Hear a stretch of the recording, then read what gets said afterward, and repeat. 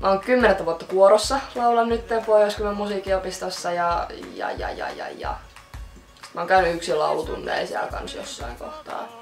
Ja sitten mä oon ihan muksusta saakka hoilannut tuolla noin hiekkalaatikon nurkalla kovaa ja korkealta.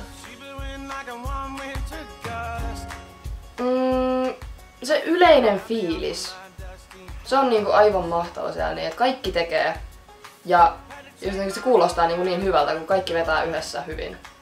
Ja välillä tulee niinku ihan, rupeaa niinku väkisin hymyilyttää siellä, niinku kuuntelee sitä. Tyyliin tulee joku torvisektio vetää jotain aivan älytön settiä ja sit se kuulostaa niin mahtavalta, että rupeaa väkisin hymyilyttää. Se on mahtavaa.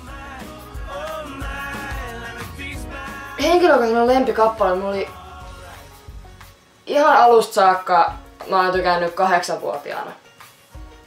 Ihan vaan jo, koska se on vaan yksinkertaisesti aivan mahtava biisi. Ja muutenkin, koska se on mun soolobiisi. Mutta jotenkin kans Haikara on pikkuhiljaa alkanut vaikuttaa ihan todella kivalta. Koska siinä on just makea torvisektio ja kaikki. Se on oikein mukava. En mä tiedä, ei mua silleen kauheesti jännitä nyt nää oikein hyvän esitykset. Vielä.